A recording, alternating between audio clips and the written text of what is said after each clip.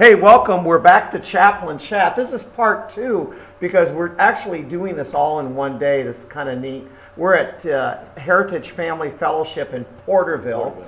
On this day we're doing this, we just finished our Next Step to Freedom meeting in Porterville. Now, Next Step to Freedom is an exciting group of people. It started in Visalia, now we're starting it in Porterville. Our goal for Next Step to Freedom, we have a simple purpose statement: to help men and women when they get out of jail to stay out of jail. And it's exciting to have groups in Visalia and now a group in Porterville helping us do that when our inmates get out. So anyway, we were here at Heritage Church. We got to meet John, who's he's one of the leaders here at the church. He helps out with helping ministry, which is going to really be important in this jail ministry. And right at the end of part one, I asked John, well, what was your ambition? Was it always to be doing this? And he said at the end of part one, no, when he was younger, his ambition was to be in the mafia. Yeah. And so, John, and that's where we're picking it up right now. What the heck is all about? You wanted to be in the mafia? Yes, I wanted to be in the mafia. Even when I was at a young age, I used to tell my mother, I says, one day, Mom, I says, I'm going to be in prison. I says, and I'm gonna join the ranks of the mafia. And she used to get great goal to plan for. Yeah. And she used to get upset about that and whip me a couple of times, and say, you're not going there. But my ambition was to be a mafia member and to do whatever it took to get in.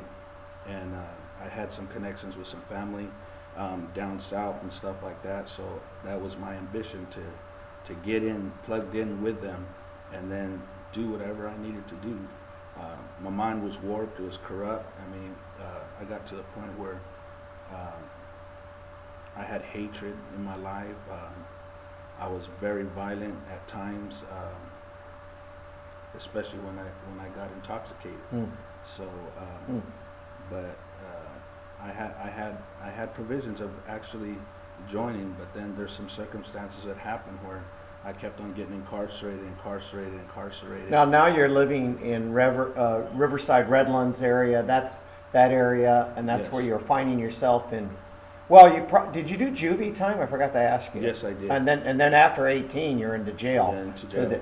And you get married. You're about. Are you 20 and your wife was 19? I met my wife at 19. I got married at 20. Okay. And so now you're married and you still have this ambition to be in the mafia. You're spending some juvie time, some jail time, in and out, the whole gamut. That's okay. And so go ahead. What's happening next with your life? Well, I kept on getting more involved and sucked into this trap and stuff. And so right at the very end, I had a situation that happened in Redlands, and it was either I get out of town or you're gonna go to prison. Now, when you told me this earlier, I thought this was really interesting. So the law enforcement agency in that area, they gave you an option to leave town? Yes, to leave town. They drop all the charges, and I said, okay, need paperwork. And I actually got escorted all the way out San Bernardino County. They wanted, and you took your wife, and you had a little girl about a year? Yes, and took them out, and they came with me, and we just drove on out of the county and came back over here. They drove you like to the county. They wanted you out of there. Yeah. They didn't want you back. No, that was the deal. Yeah, they drove me all the way out to the county line. So then you came from Redlands. You came north.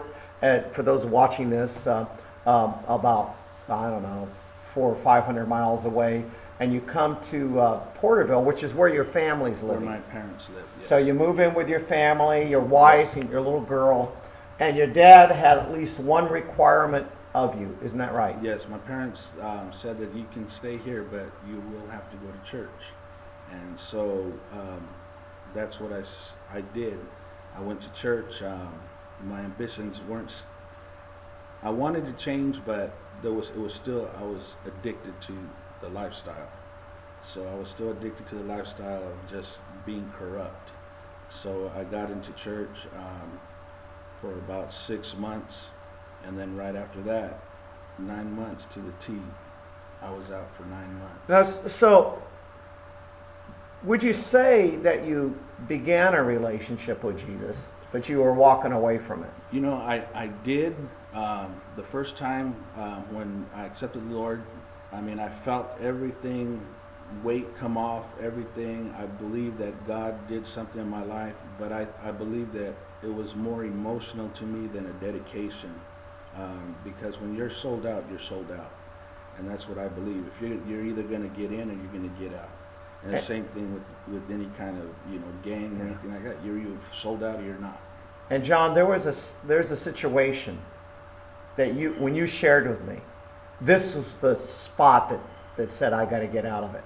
And that was, oh my goodness, we're out of time. I guess I'll have to watch part 3. Yes. Because I have to tell you something, folks. Part 3, you're going to want to hear.